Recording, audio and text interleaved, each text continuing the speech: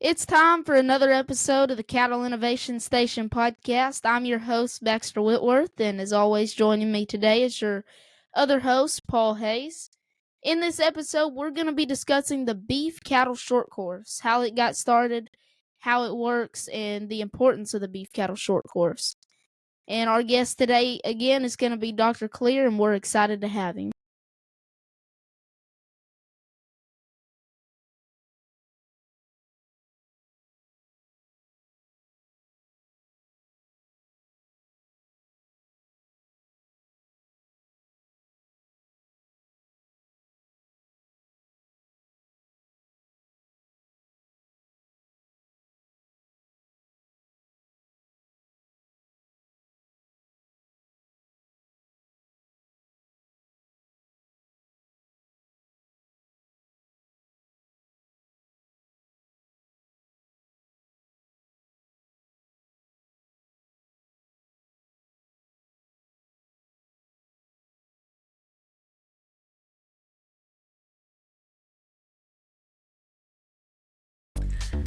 EP Cattle Company. Owned by Eddie Wilson, EP Cattle Company is home of Sir Rouse Handshake. Rouse Handshake is a sound-structured, heavy-muscle bull that is really bold-ribbed.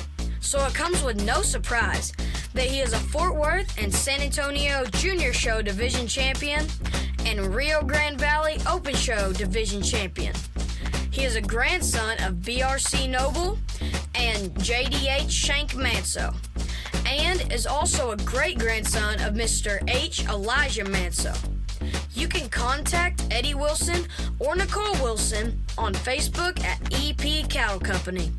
So remember, if you're looking for some well-performing registered Brahman genetics, contact Eddie Wilson on Facebook. Okay, I'm excited for this episode. We get to talk about the beef cattle short course. Paul and I went last year. I missed the first day of school last year to go to the beef cattle short course, but we went last year. We had a great time, enjoyed it, learned a lot. Hope to go back this year. So we're gonna talk about the beef cattle short course. So I guess before we talk about anything else about the beef cattle short course, what is the beef cattle short course and how does it work? Yeah, Baxter first. That was first day of school, and you got to go on a field trip. What I saw it Exactly. as, so good learning experience. But the Texas A&M Beef Cattle Short Course is this is the 71st year. This is actually my 21st year, so I wasn't involved with the first one. But it's 71 years. And it's the largest beef cattle educational event in the United States, if not the world. We're strictly educational. There's not any political or anything like that. We'll have, it's 2.5 days, so it's August 4th through the 6th on the campus of Texas A&M University in College Station.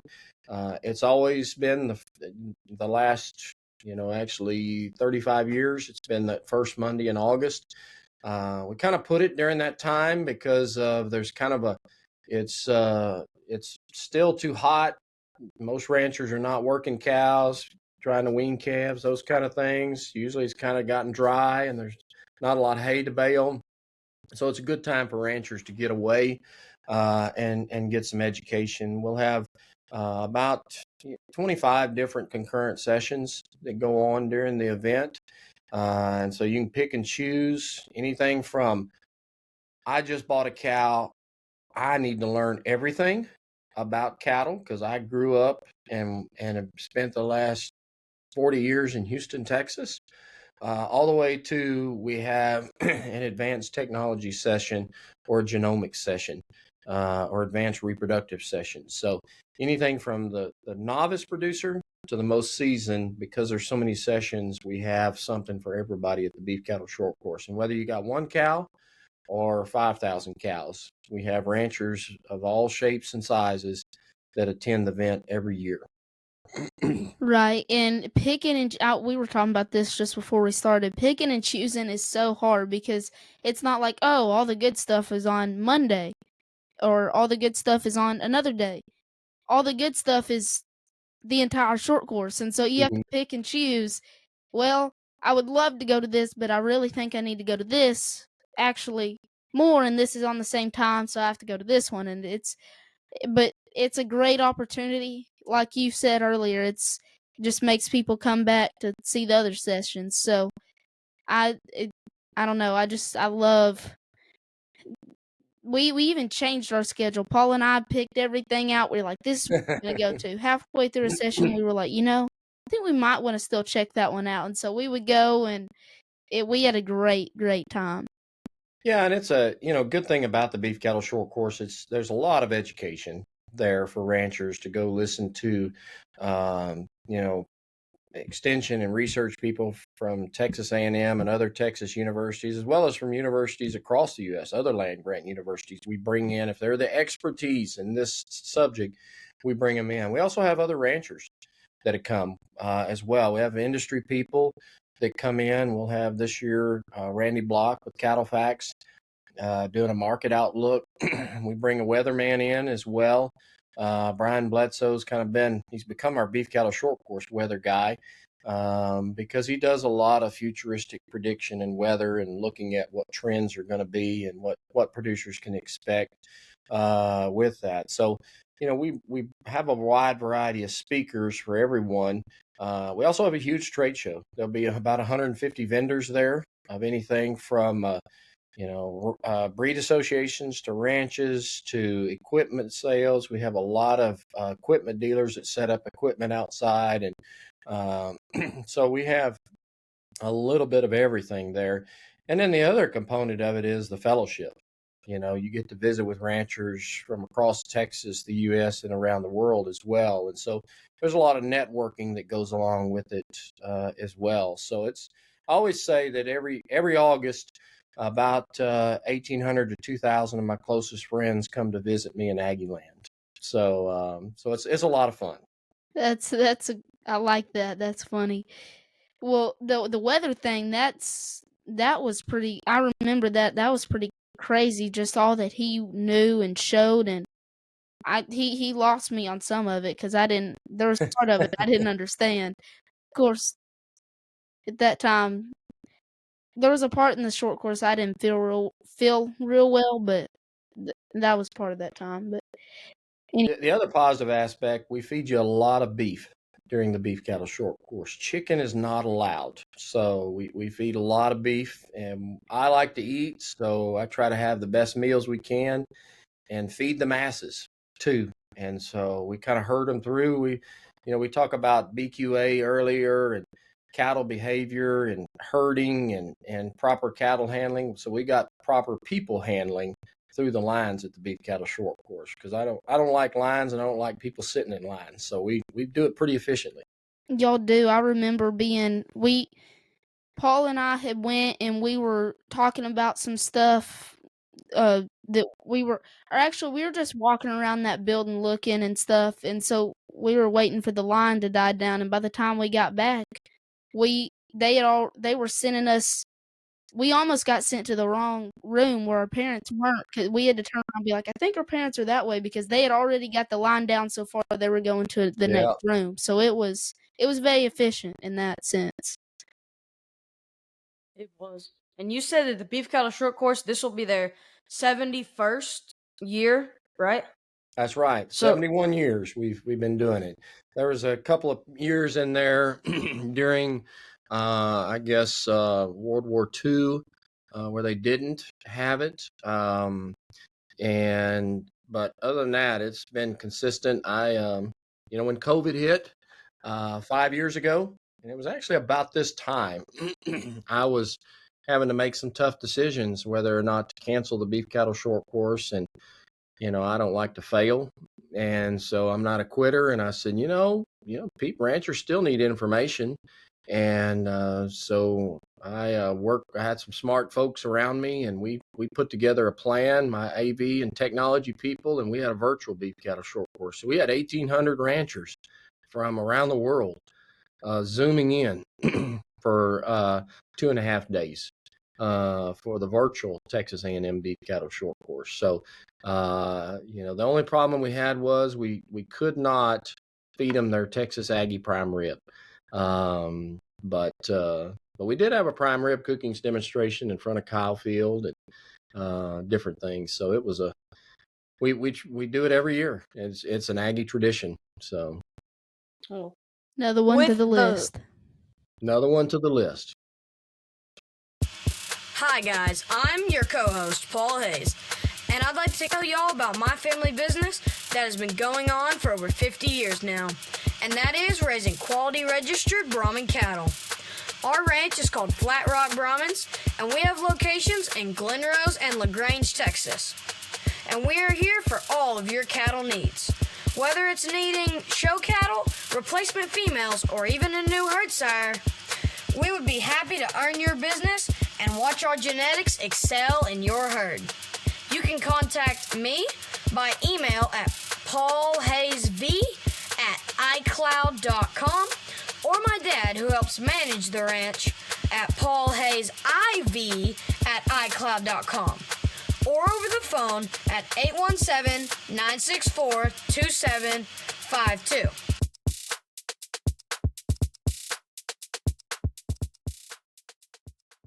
With those 71 years, could you tell us a little bit of the history? You already did a little bit, but a little bit of the history of the beef cattle short course. Yeah, when it started out, it was designed to be, a short course, and it definitely was not this size at all. And it was very practical. It took the information down to where ranchers could do it.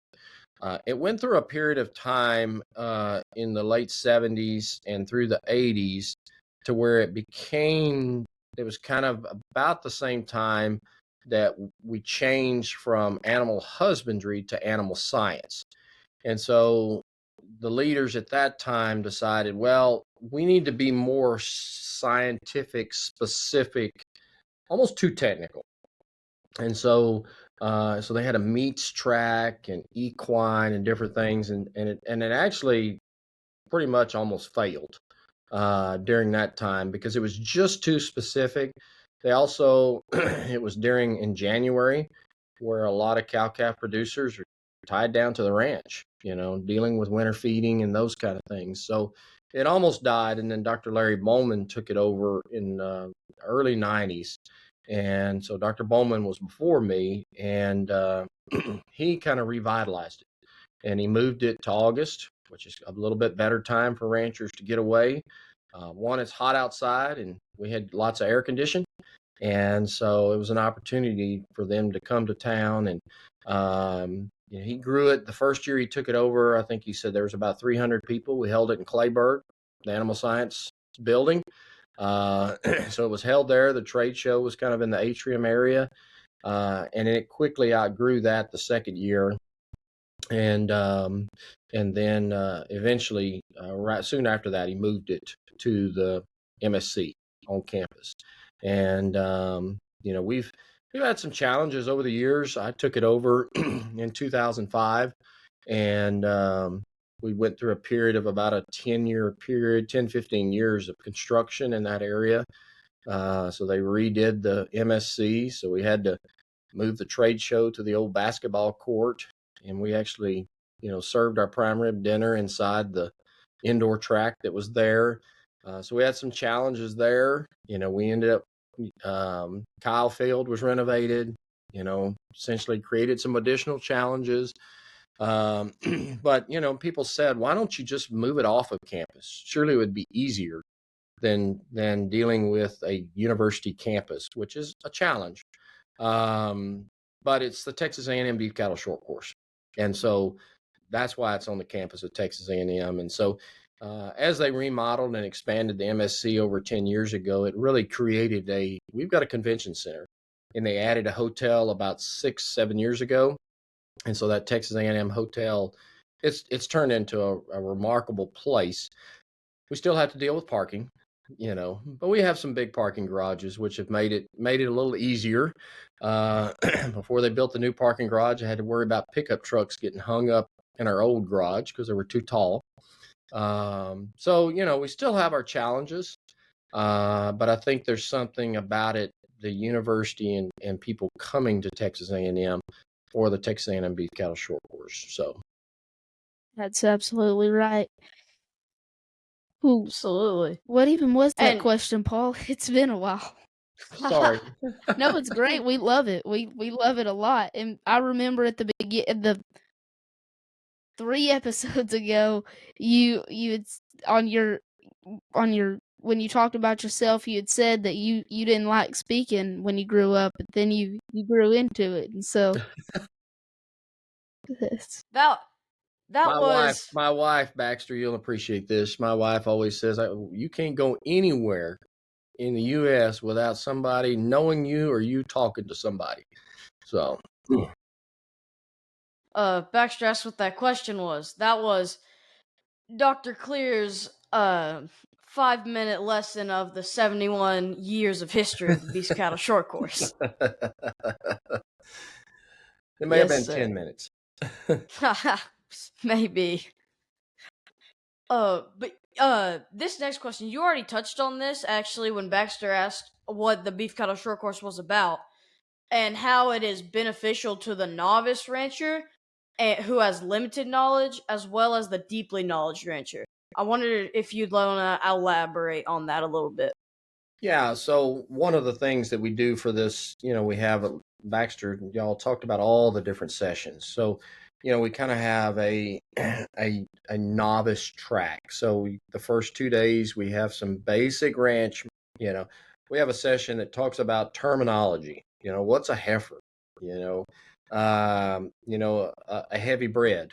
What is that? And we talk about that terminology all the time. We know it. But somebody that's new to the business, they're like, I don't know, it's just like a foreign language.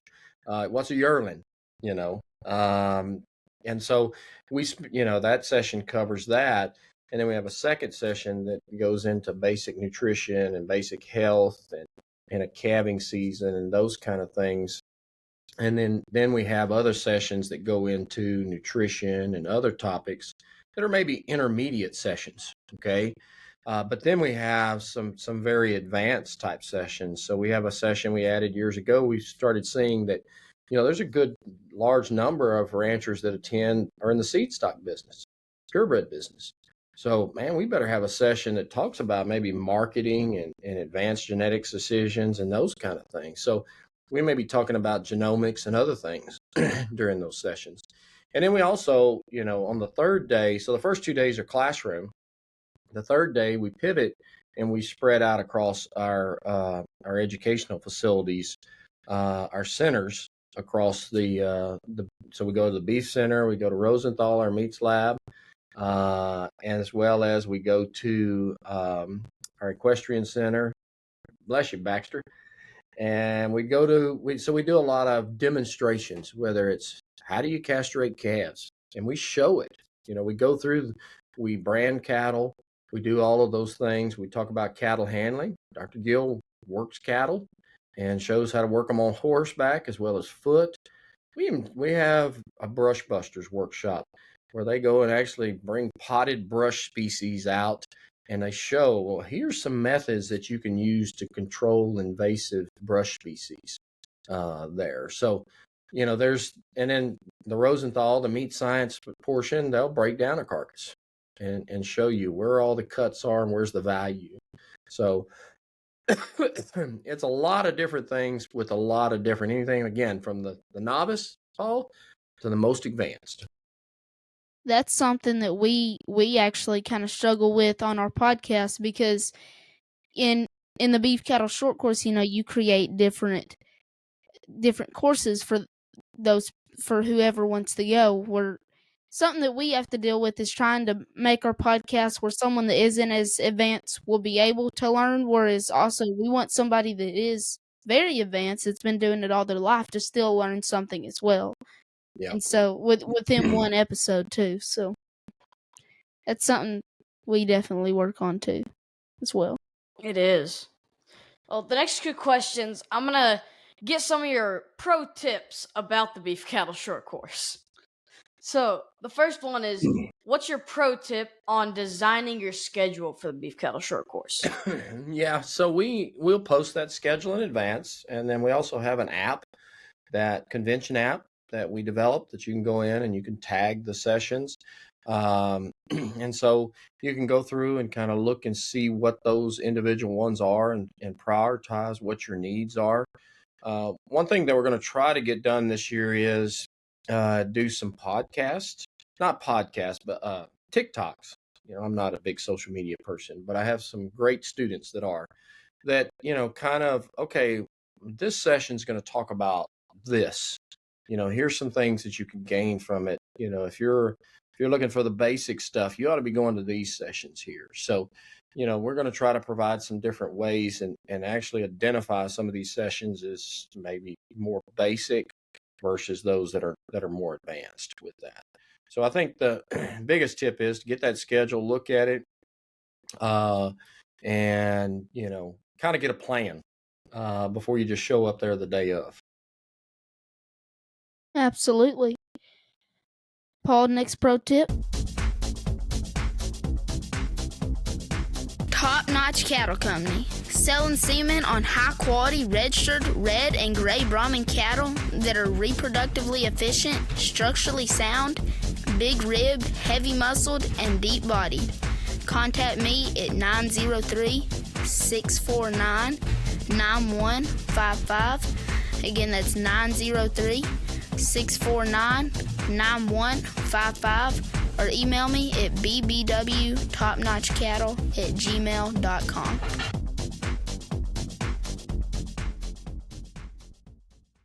Thank you. Yes. The next pro tip is about the trade show. What's your pro tip for using the trade show to its full advantage? Yeah, the trade show, I always say that that's a huge opportunity, and it's grown. When I took it over 20 years ago, we're probably looking at about 60 booths, and now we're at about 150 of all shapes and sizes of vendors. So it's grown exponentially. Um, you know, there are, peak times.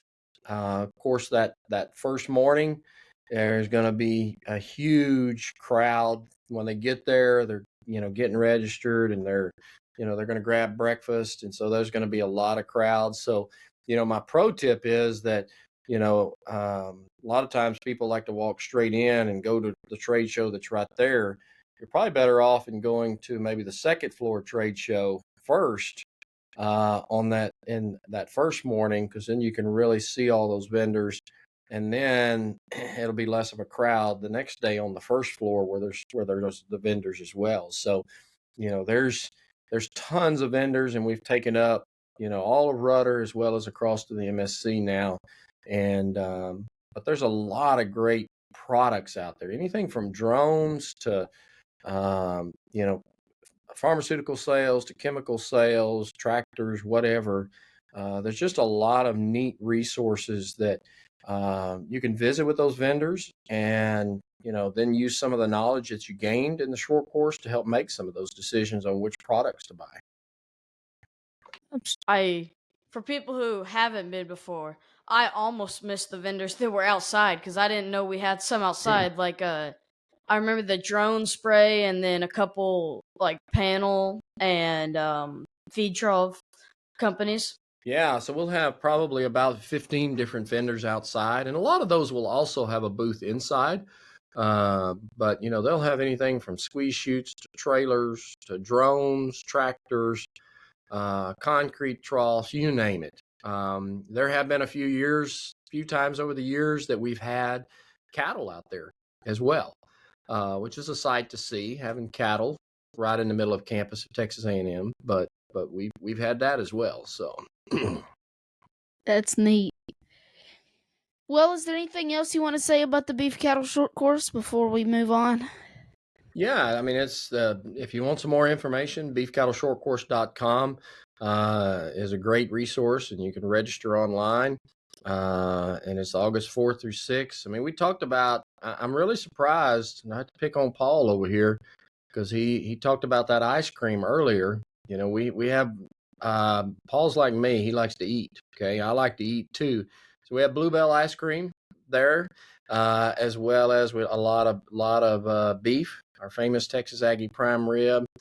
So we do feed you well during those 2.5 days. So the other pro tip is, okay, you better go light eating on Sunday because you're going to eat a lot the next 2.5 days. All right. Sounds That may be good. the most important pro tip. Okay. Sounds good. We'll make sure to take that in account this year. That the prime rib dinner is good though. Very good. It is fantastic. Yeah, we've been featured on a couple of different TV shows and different things. I mean, it's a neat event. That the cool thing about it is it's cooked by Dr. Griffin and our smokehouses on campus there, and then our graduates, meat science graduate students, actually carve and serve it. So it's pretty cool. That's Well, this has been a great 4 episodes with you. absolutely. And I think it might be around time we need to start wrapping them up. Well, you go ahead with your couple questions there, Paul. So a question we always like to ask everyone at the end of their interview is, what is your number one piece of advice for ranchers to help innovate their herd? Yeah, there's an old gentleman that grew up in Grimes County, Anderson, where I was. He was a big rancher there, and he made a comment to me years and years ago, a long time ago. I was young. He said, "The day you stop learning is the day you're dead." And think about that we in the cattle business, we have to continue to learn and evolve. I'm not saying, I'm also one that if it ain't broke, don't fix it kind of a scenario. But I think we have to continue to look at how production changes, how consumer demands change, our environmental conditions are changed. I mean, we're looking at, the climate's a little bit different than what now than what it was when I was growing up. It's been a little less predictable in recent years. And so again, we just have to make these changes and adapt to that. But the biggest thing is you got to continue to learn. And if those practices work for you to help you, achieve another dollar or save a dollar, that's what you got to do. Paul, not that it's a bad thing at all, but I don't think we'll ever escape it, will we? Continue to learn, knowledge is power. That's been, since episode 1, that's been our theme. Yep. It has, and that really just shows that is probably the number one piece of advice that everyone in has. ranching in general. Yep, absolutely. Absolutely. And moving on to some core values, what are some core values that you might want to share with us? Yeah, I mean, I think the biggest thing is trust. I think if people trust you, they will always respect you. Okay, and never sell yourself. And so I think that's a key thing, is that I try to always be trustworthy, and what I say is what it is. And the other thing too that I also try to be is humble.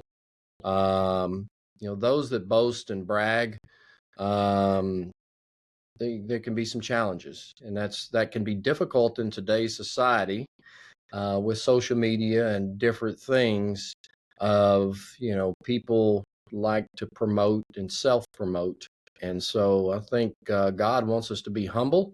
He wants us to be successful. But when we're not humble, we forget our core values and what's important in life. Absolutely. I'm so sorry. I'm in this little room with lights all over me, and then I'm looking out this window right in front of me, and it's raining and it's dark, so my entire internal clock is getting messed up here. But anyways, I've enjoyed it. But enjoying the interview, not really my internal clock getting messed up. But What's your favorite Bible verse? It the one thing, and I appreciate y'all's podcast is really being Christian based, and you know I think John 3:16 it kind of sums it all up. For God so loved the world that he gave his only begotten, that he gave his only begotten his son for us to live an everlasting life.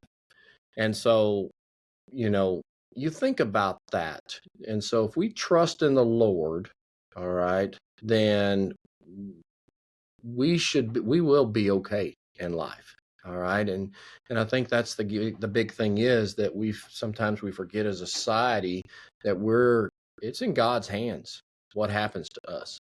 And I tell my sons this, my wife and I often, that it is a challenging time, and sometimes God opens doors for you, and sometimes God closes doors for you.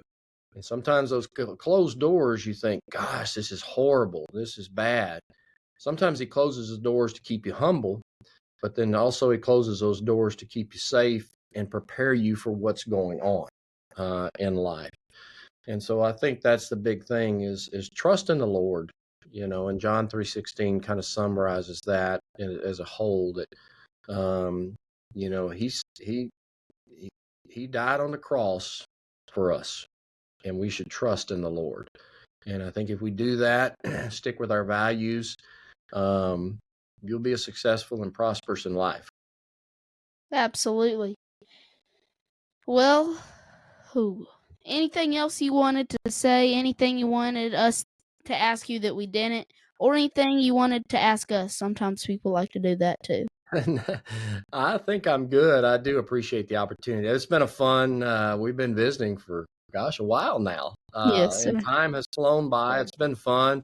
I commend you two guys. Y'all are very innovative and very professional in what you've done, and it's been a lot of fun. If I can help y'all out in the future, the only request is that we need a commitment to Texas A&M University. Can y'all do that at this time? Meaning we're going to go there. Publicly, well, I'm not gonna. I'm definitely. I will visit the campus again. I don't want to wanna- go there. I don't want to burn any bridges. You have to do a visit, and I will say that if it feels right, you'll come here. All right. But at least come visit. So I love Texas A&M. I just don't want to burn any bridges. So that's not. I knew I tell you what, you guys are politicians. You're going to be politically correct on that, both of you. Well, I still got 5 years until I have to decide where I'm going, so I don't want to make a commitment too early in case it changes. Well, I'll let y'all off the hook then. Alrighty. Well, thank you for joining us. We had a wonderful time. Not just this episode, but all 3 of the episodes before that. But it's been amazing. We love doing this, and we learned a lot. I'm sure our guests learned a lot. Anything you wanted to say, Paul? Just thank you. Thanks for the opportunity to be able to talk to you and ask you questions about all the stuff. Absolutely. Thank you, Dr. Cleere. Thank y'all. Keep innovating the cattle industry. Signing off.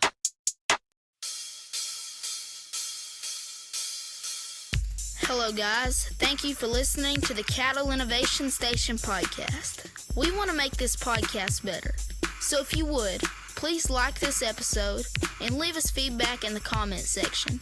Something else that helps make this podcast better is when you respond to the polls. So if you're able, please respond to our polls.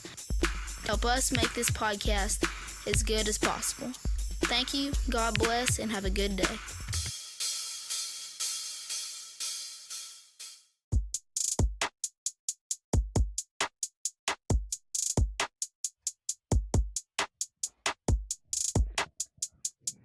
Thank you for listening to the Cattle Innovation Station podcast.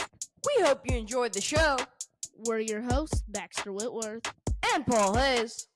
Remember our key verse, Proverbs 16:3. Commit to the Lord whatever you do, and He will establish your plans. Thank you for listening.